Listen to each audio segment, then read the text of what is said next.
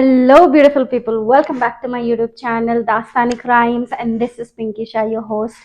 तो आज की कहानी बहुत इंटरेस्टिंग रहने वाली है, बट आज की कहानी शुरू करने से पहले मैं थोड़ा आप लोगों को कुछ बोलना चाह रही हूँ. इज़ दैट कि यूट्यूब बेसिकली आजकल कॉमेडी रोस्टिंग रिव्यूज़ के लिए रह गया. जो कंटेंट मैं बना रही हूँ, it's gonna take a lot of time for people to recognize it, to appraise it कि हाँ चलो अच्छा कंटेंट है बोल के.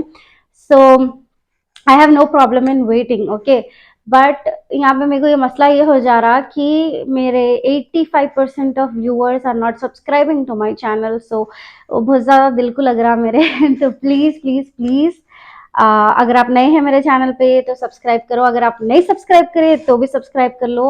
और अगर आप सब्सक्राइब करे हुए हैं तो प्लीज़ वीडियो को लाइक कमेंट शेयर कर लो. एंड आज की कहानी बहुत ज़्यादा इंटरेस्टिंग होने वाली है, बहुत ही ज़्यादा इंटरेस्टिंग. मतलब एज अ वुमेन पर्सनली मेरे को ये कहानी बहुत ज़्यादा टच करी और मेरे को बहुत ज़्यादा थोड़ा मतलब ट्रामाटाइज करी. But it's an interesting story, so let's get into it.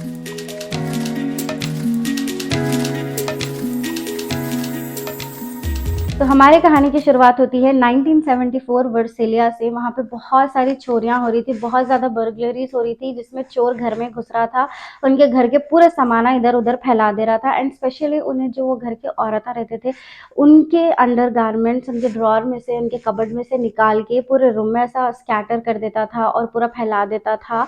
And ये बहुत सारी कंप्लेंट्स आ रही थी. तो वहाँ के लोग एक नाम दे दिए विच वॉज लाइक वर्सिलिया रैनसैकर. रैनसैकर मतलब रैनसैकिंग मीन्स कि तुम इधर उधर पूरा सामान इधर उधर फेंक देते हैं, उसको रैनसैकिंग बोलते हैं. मतलब पूरा तहस नहस कर देने को रैनसैकिंग बोलते हैं. तो उन्हें वो कर रहा था. तो स्कूल लगा मीडिया एंड एवरीबडी, क्योंकि बहुत ज़्यादा क्राइम हो रहा था, media and everybody give him a name of Visalia रैनसैकर.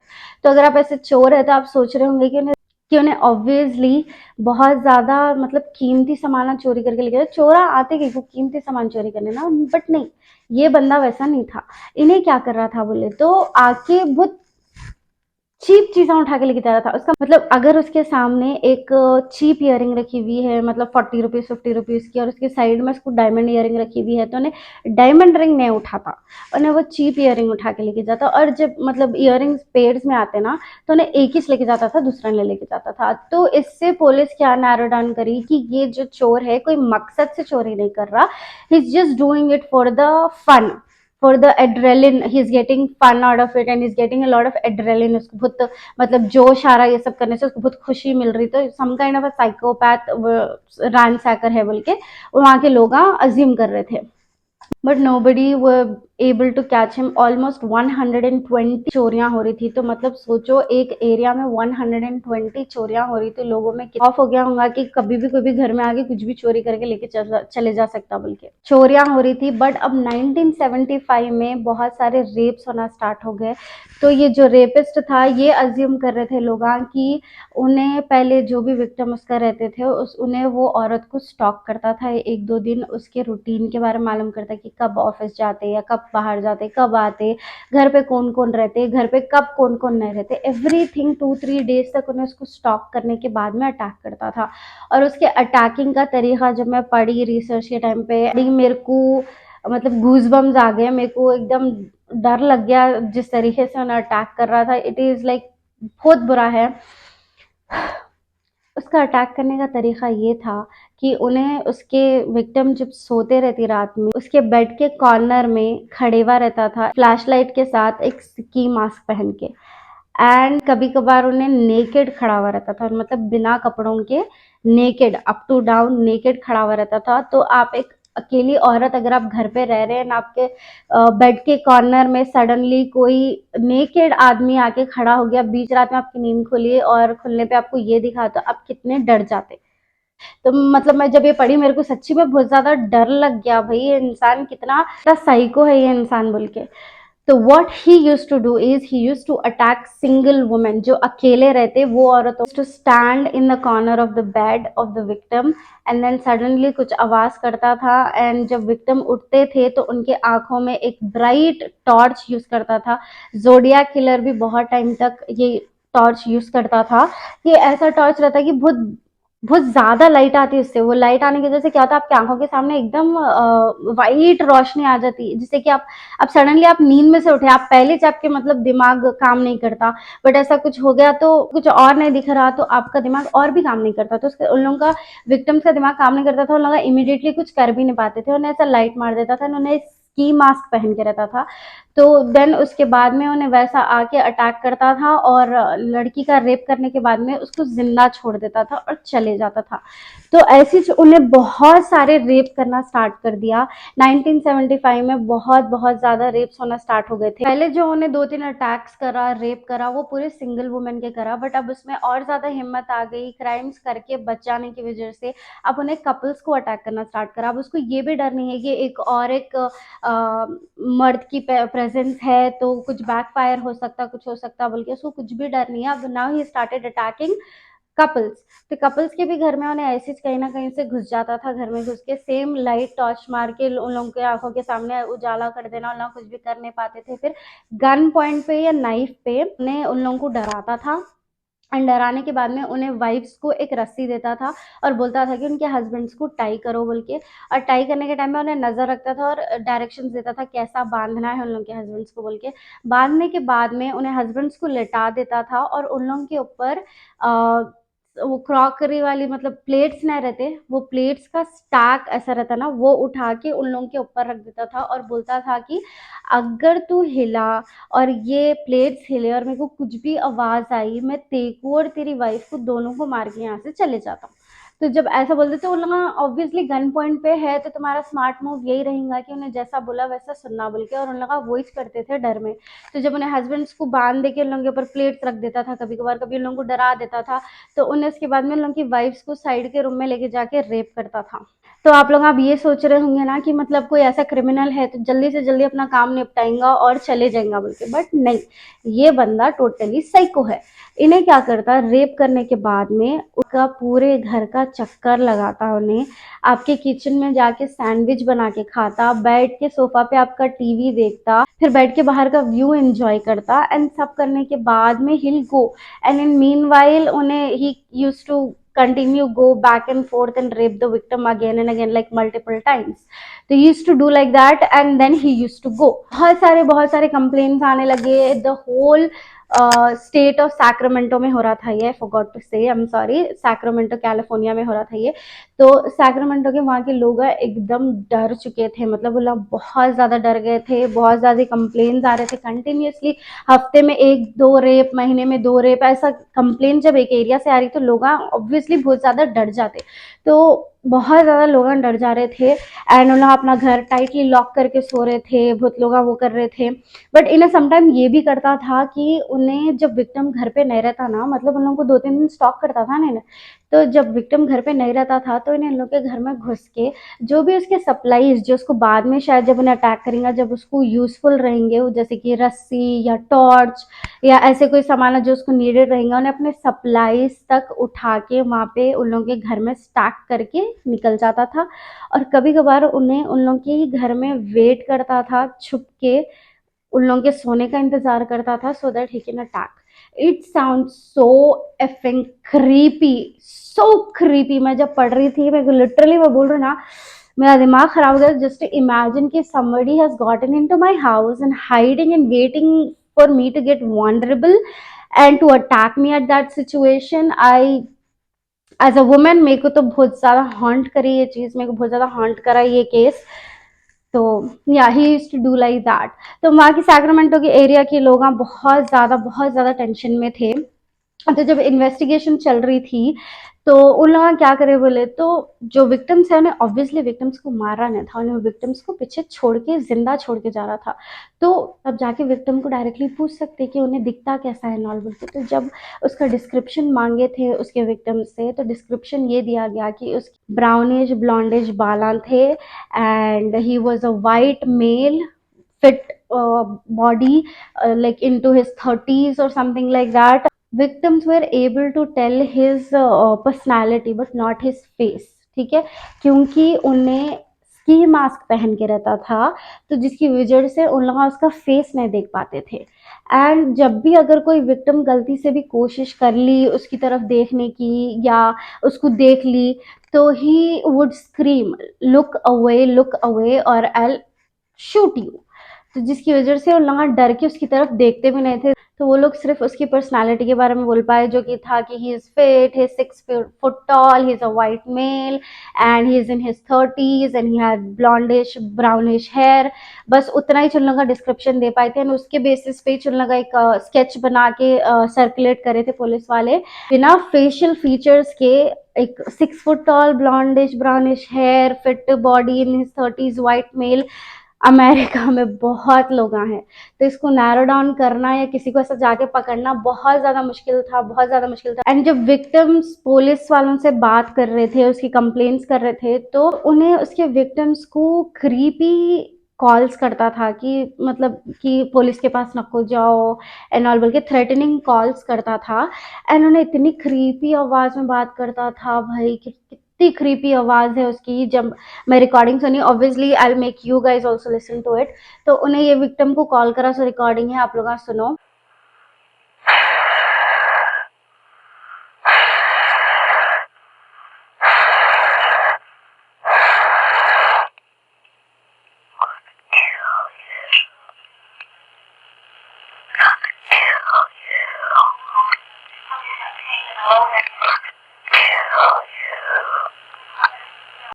ये रिकॉर्डिंग में क्या था नहीं मालूम, लेकिन उसकी आवाज़ और उसकी सांसों की आवाज़ जो आ रही, वो सुन के मेरे रोंगटे खड़े हो गए थे। मेरे को मेरा माइंड आउट हो गया था जब मैं ये सुनी।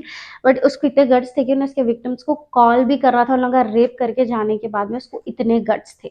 तो सैक्रामेंटो की जो एरिया के लोग थे, उन लोग मीटिंग्स बिठा के दे वर डिस्कसिंग की सेफ्टी मेजर्स क्या ले सकते, कैसा सेफ रह सकते, कौन हो सकता। तो वो मीटिंग्स रख रहे थे क्योंकि ऑब्वियसली लोग डरे हुए हैं। तो कम्युनिटी पूरी एक जगह आके they are discussing what we can do to have a safer environment. तो जब सैक्रामेंटो कम्युनिटी मीटिंग्स बिठा रही थी, तब भी मैं उन्हें रात में कॉल करा। अब उसको इतने गट्स कि रात में फिर से कॉल करा। कॉल करके अब उन्हें बोल रहा कि I am gonna strike again tonight at Walt Avenue.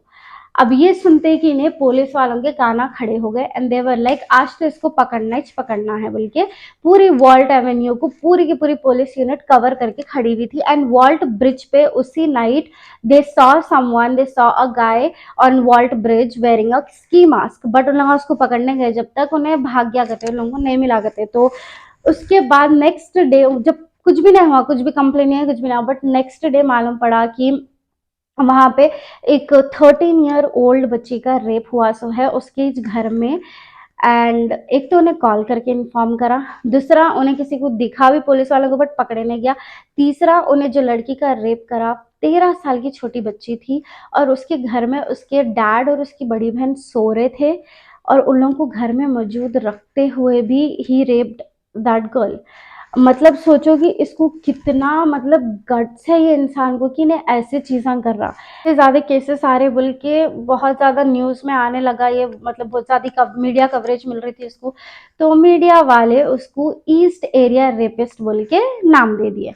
तो मेरे को ये पर्सनली मेरे ओपिनियन में जब कोई ऐसा क्राइम कर रहा तो उसको एक टाइटल दे के उसको एक नाम देना मेरे हिसाब से सही नहीं है।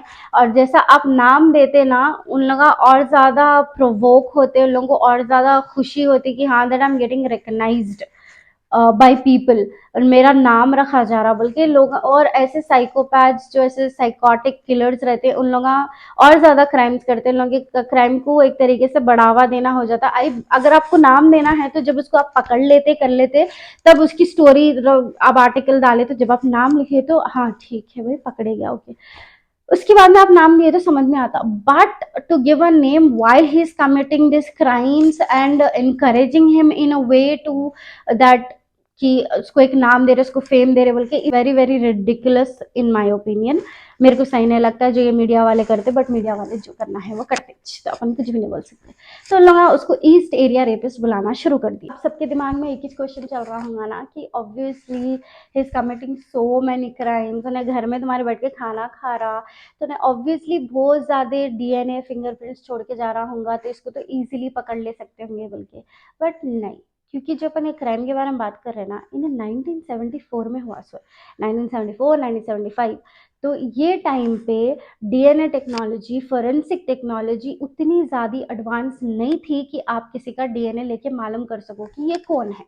वो टाइम पे इतना एडवांसमेंट टेक्नोलॉजी में नहीं हुआ था, जिसकी वजह से उन्हें, मतलब वो टाइम के किलर्स को, वो टाइम के क्रिमिनल्स को कभी फिक्र करनी नहीं पड़ती थी कि उन लोगों का डीएनए छुट जा रहा या फिंगरप्रिंट्स छुट जा रही है, ऐसी कुछ चीज़ें छुट जा रही है, वो इतनी टेंशन लेना नहीं पड़ता था।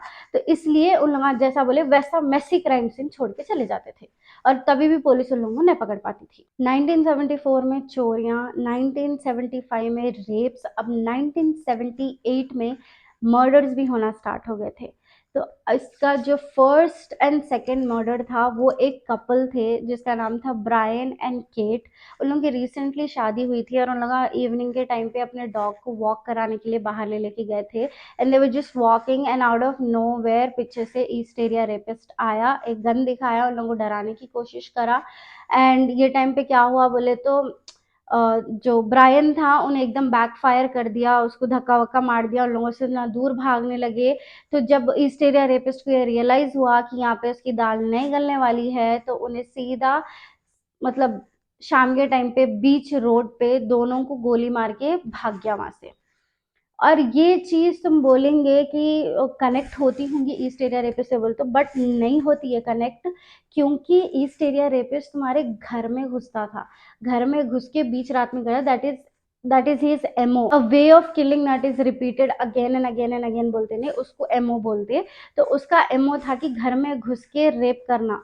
But this crime that happened, the murders that happened in 1978 of Brian and Kate, were out in the open in the daylight, and गोली मार के चले गया था। इन्होंने वहां पे जब रेप करता था अपने विक्टिम्स को छोड़ के चले जाता था। तो यहाँ पे तो उन लोगों कनेक्ट तो पहली पहली बार में नहीं करे।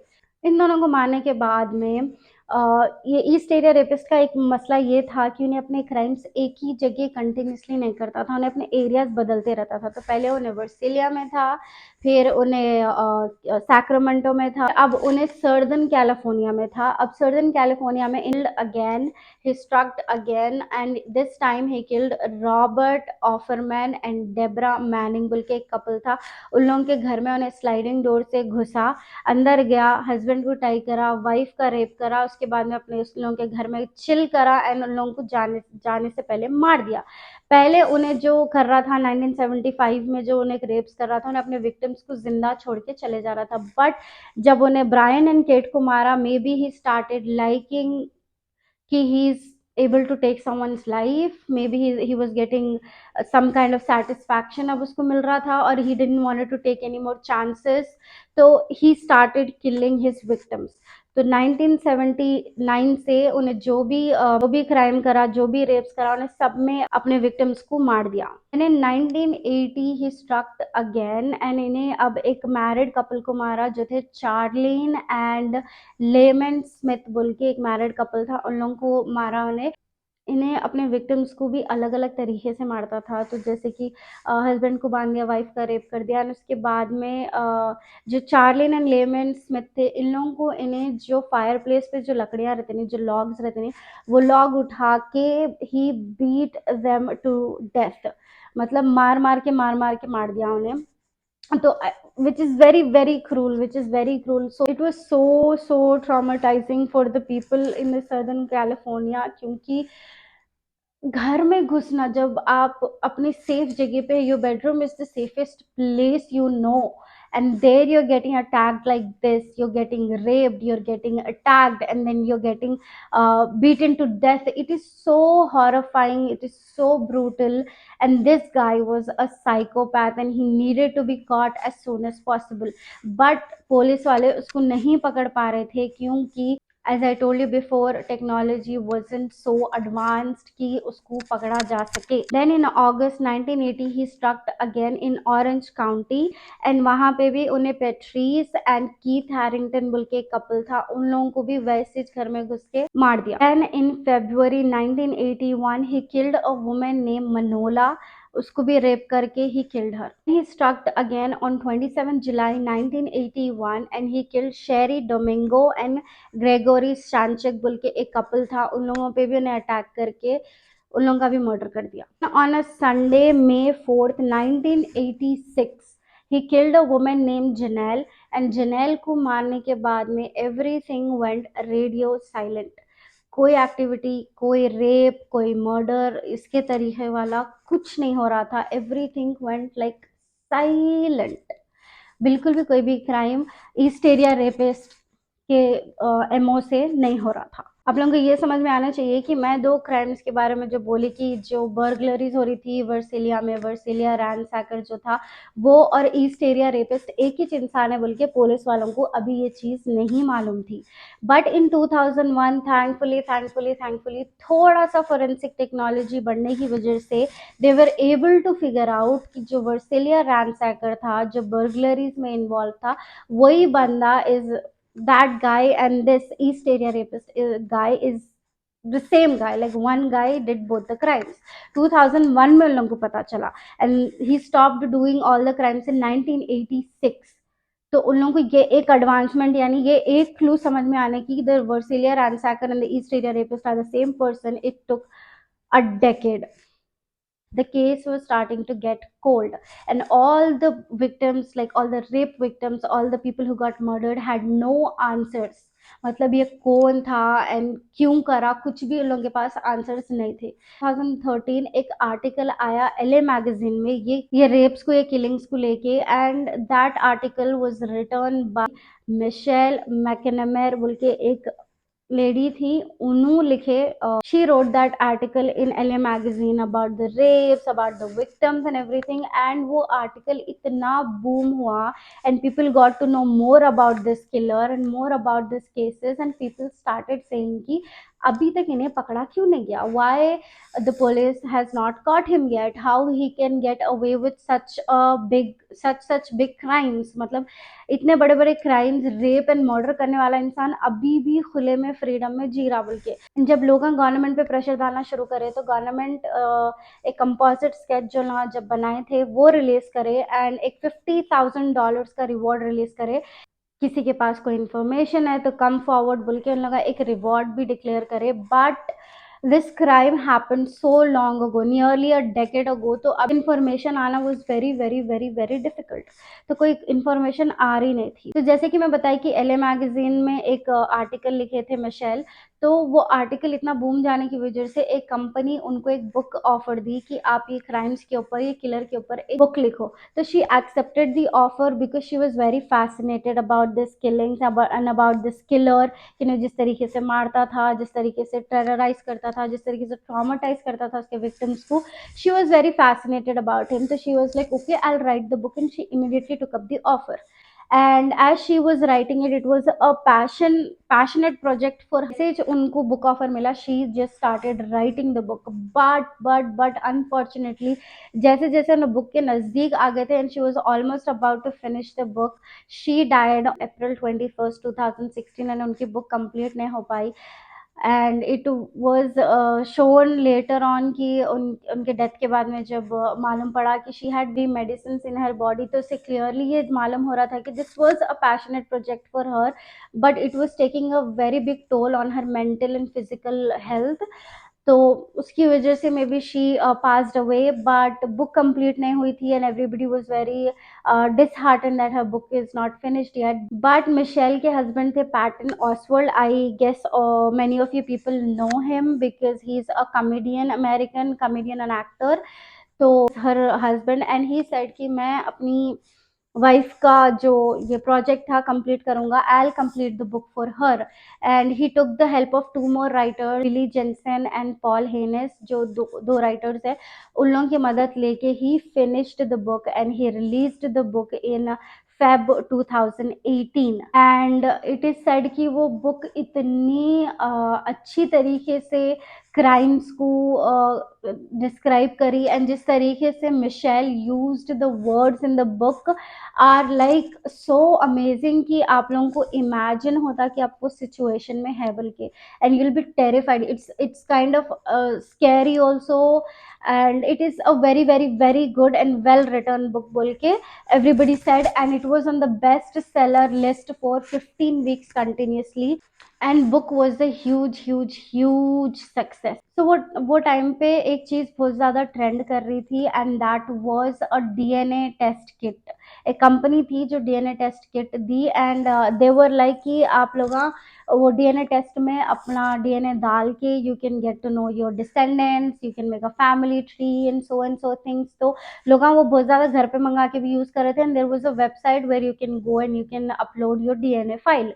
So one of the FBI investigators thought कि why not use it for the DNA that they have found in East Area Rapist। तो ईस्ट एरिया रेपिस्ट के टाइम पे उन लोगों का एक रेप किट बनाए थे, हर विक्टिम का एक रेप किट बना था, तो एक सेव अभी भी रखा हुआ था एक विक्टिम का। तो rape kit is nothing but जो जैसे ही रेप होता, रेप होने के बाद में इमीडिएटली जो विक्टिम रहती उसके पूरे मतलब बॉडी को स्वैप किया जाता एंड उसको उठा के वो लोग एक किट बना के रख देते कि फर्दर इन्वेस्टिगेशन में काम को आए बोल के। तो दैट रेप किट में जो उसका डीएनए था that he uploaded on that website, and he got 15 to 20 people related like similar DNA. And वो 15 to 20 people में से लगा नैरो डाउन करते करते करते करते करते, लाइक वो टाइम पे एज ये थी, अभी ये एज होंगी, एंड ऐसा दिखता था, हाइट ऐसी थी, उसका थोड़ा बहुत डिस्क्रिप्शन पहले से था उन लोगों के पास। तो उस वैसे करके नैरो डाउन करते करते they reached finally to 2 suspects. Can you believe it?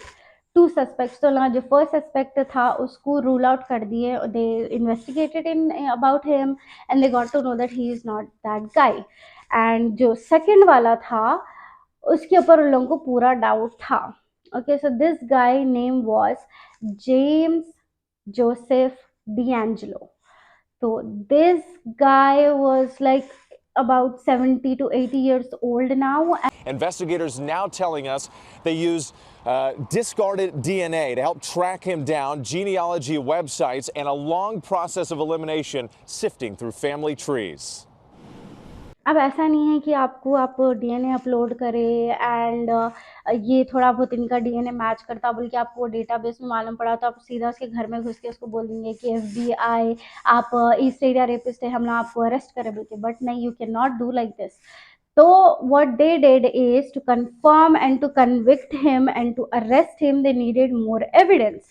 So they hung around, the FBI guys hung around his house for 3 days। 3 दिन उन लोग उसके घर के अतराफ घूम रहे थे, एंड तब फाइनली फाइनली फाइनली उन लोगों को एक टिश्यू पेपर मिला जो उन्हें रिसेंटली अपने नाक या अपना मुंह पोंछ के अपने घर के बाहर के डस्टबिन में फेंका था। तो वो उठा के और सीधा वो लोग लेके गए and they entered into the database, and guess what, it was a perfect 100% match. East area rapist का जो रेप विक्टिम का किट था वो और इसका जो डीएनए लोग टिश्यू पेपर्स पे से लिए वो दोनों एग्जैक्ट मैच था। And we have actually found the east area rapist and the Visalia ransacker को पकड़ लिए थे। एंड इट वाज a huge relief for a lot of people, to be honest।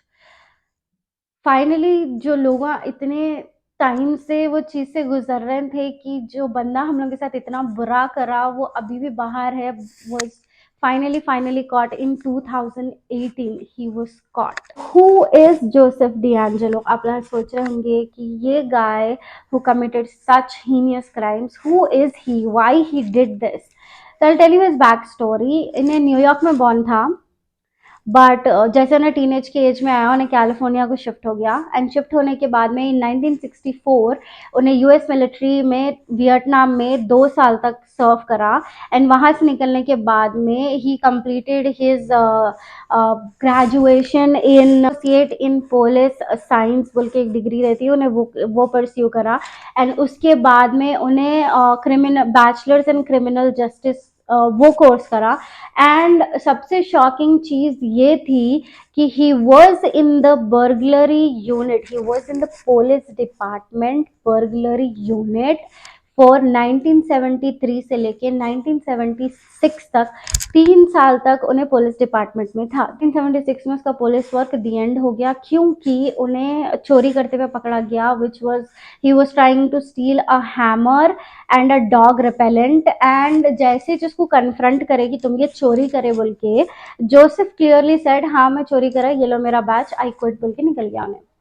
तो उन्हें ये चीज यू करा होगा मेरे ओपिनियन में, मेरे को ये लगता है कि he did that because he didn't wanted to be asked more questions कि ये मैं कहीं कुछ चुराया, मैं इससे क्या करने वाला था। Nobody should ask me more questions and I do not know, nobody knows what he did with that dog repellent and that hammer, why he used it, why he took it.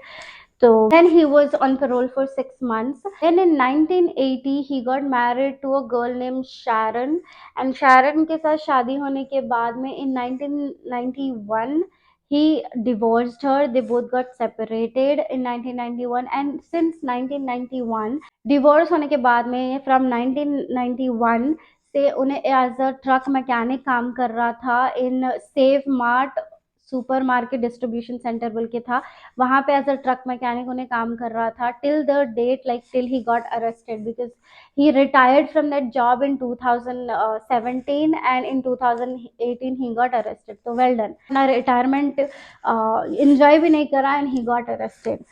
तो arrest होने के बाद में जब जब उन्हें arrest हुआ था वो टाइम पे he was living with his grand daughter and his daughter.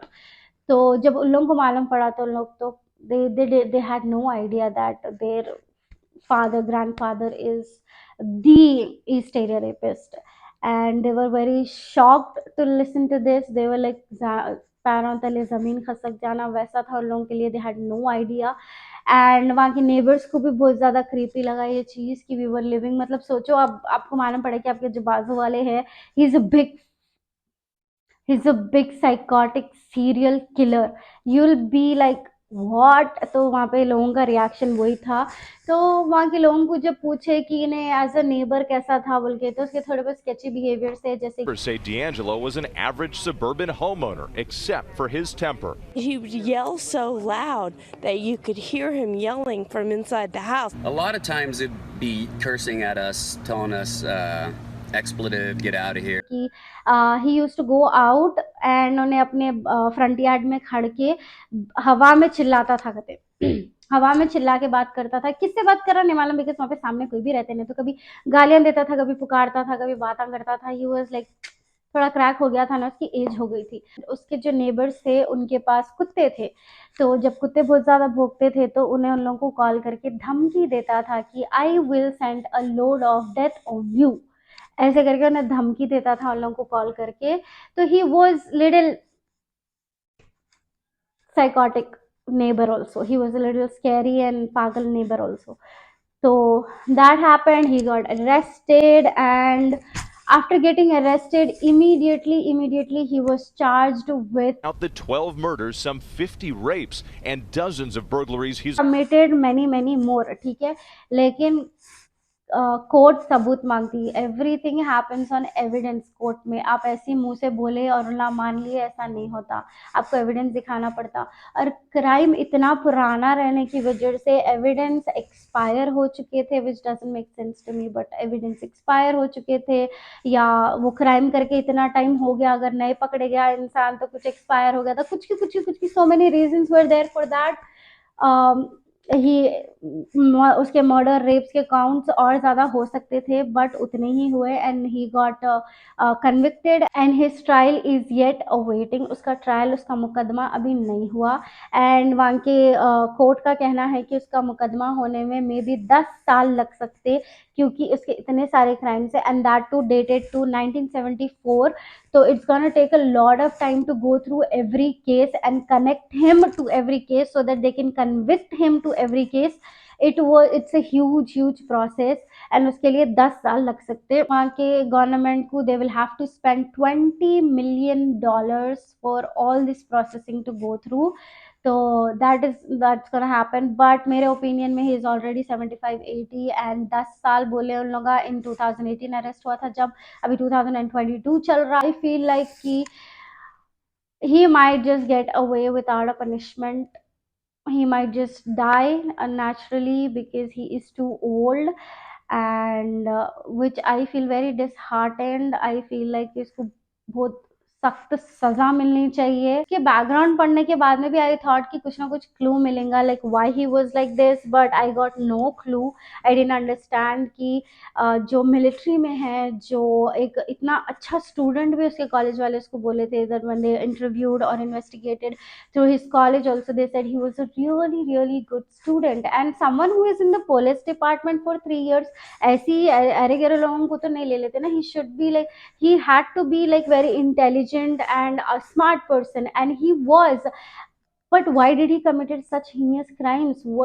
What was it, was the reason behind it? But I'm happy that he is convicted, and जो भी लोग थे जो इतनी बुरे बुरे चीज़ों से गुजरे सो है, जो औरतें गुजरे सो है ये इंसान की वजह से, the terror, the traumatization that he has given to this woman are like, I am happy that at least they can live with the fact that he is in jail and he is someday gonna get convicted. So that gives me a little bit of hope कि इंसाफ मिलता। ऐसे नहीं कि इंसाफ नहीं मिलता, थोड़ी देर से ही मिलता होगा लेकिन इंसाफ मिलता। बल्कि ये केस से मेरे को वो थोड़ी hope I that you will get justice. One more thing is that the court has said कि the trial start होएगा, they will allow cameras in the courtroom so people can watch it live. तो अगर ये हुआ तो I'll let you guys know on my Instagram. तो मेरे को तो नहीं लगता जल्दी होता बोल के, but if I am still around here by that time, I let you guys know about the link and will watch it together.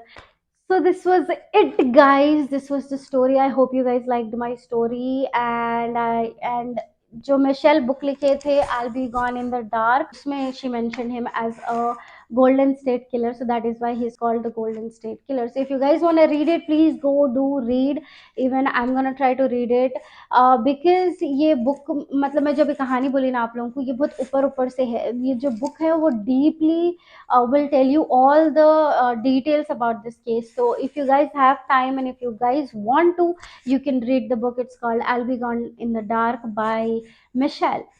So that's it, guys. I hope you guys enjoyed my videos. If you did, like, comment, share and subscribe to my channel. I love you guys, and please, मैं जैसे कि पहले बोली कि 85% of my viewers like are not subscribing to my channel, तो please do subscribe it and comment करो। comment करने में क्या जा रहा, दिन भर टेक्स्ट तो करते ही ना, तो comment करने में क्या, comment करो और मेरे को बताओ कि ये वीडियो कैसा लगा। वो right now and comment it, अच्छा था वीडियो, बुरा था, आपको कोई किलर है जिसके बारे में आप जानना चाहते हैं, I'll do the research and I'll bring you guys the whole story about that killing.